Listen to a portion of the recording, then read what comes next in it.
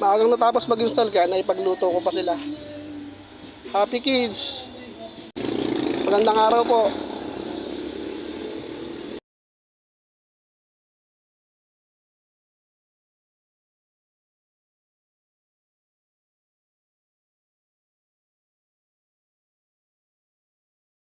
Good morning, magandang araw.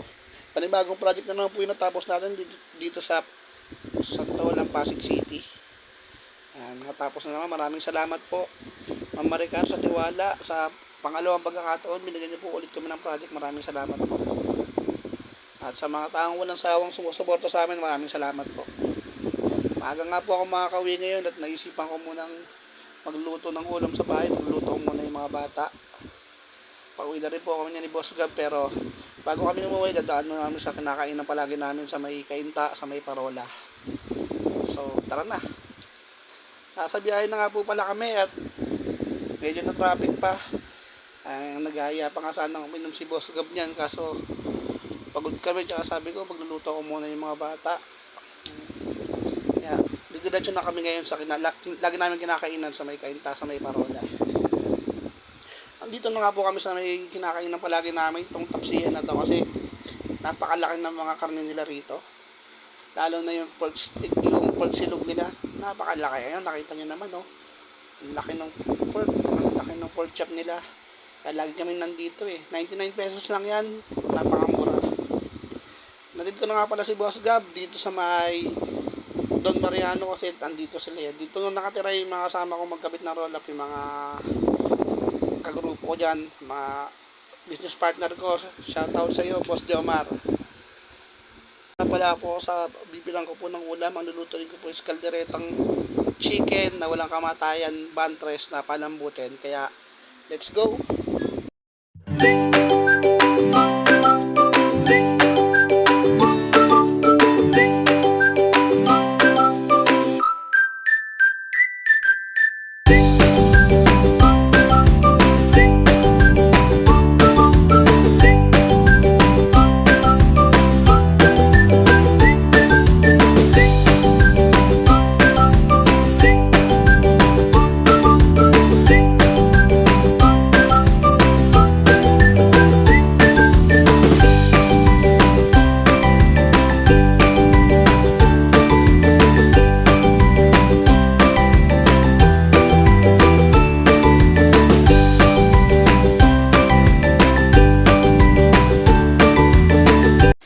And guys, bumili na nga po pala ako ng mga lulutuin ko.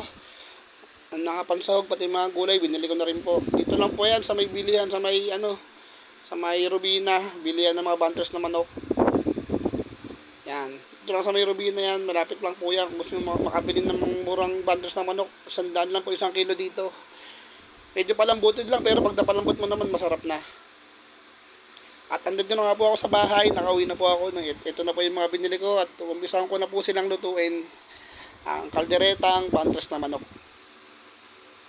Tara na po.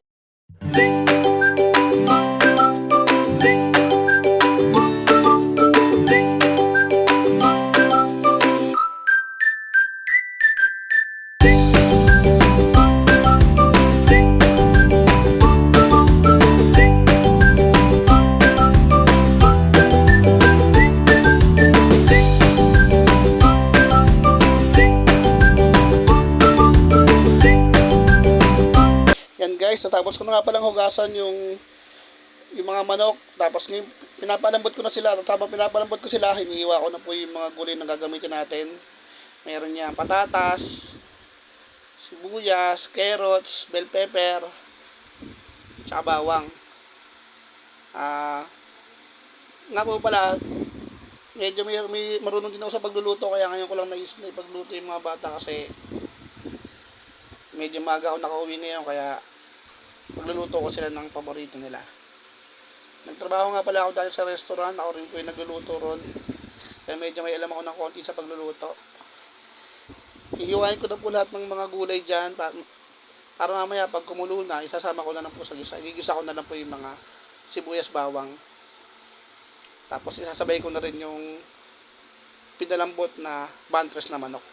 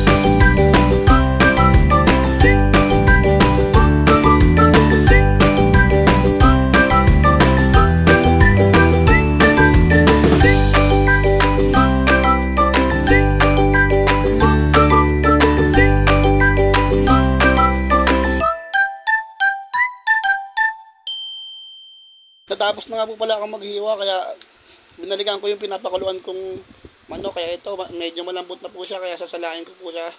Set aside ko po yung sabaw niya, yung pinagpakuluan niya, kasi mamaya gagamitin natin yan pagkatapos natin mag-isa yung mga gulay natin. Kasi napakamalasa po yung sabaw na yan eh. Umpisahan ko na po mag-isa. Igigisa ko na po lahat dyan, yung sibuyas, yung bawang, yung bell pepper, tsaka yung manok. Tapos papalabutin ko po ng isang beses yung manok, gagamitin ko yung pinagpakuluan kanina. Kasi ayun po yung sobrang malasa eh. Kaya ito, umpisahan ko na po.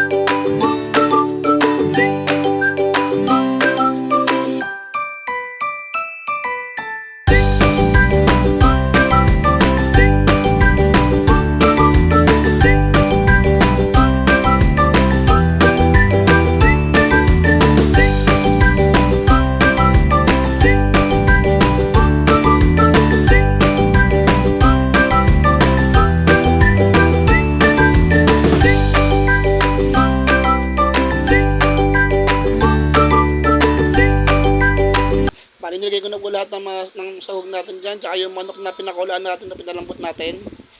Nandiyan na po lahat yan. Nandiyan ko na lang po yan mag golden brown. Tapos lalagyan ko po ulit siya ng pinagpakulaan ko kanina ng manok, kasi malasang malasa po yun. Antay ko na siya mag golden brown para mailagay na yun. Tapos ilalagay ko na rin po yung mga sangkap niya. Meron po siyang secret ingredients, pero sasabihin ko na po. Naglalagay po ako ng liver spread sa kaldereta. Ayan na po. Ayan na po yung sabaw niya. Nilagay ko na po. Pinagpakulan natin kanina para mas malasang malasa. Meron siyang liver spread, at meron siyang kaldereta sauce.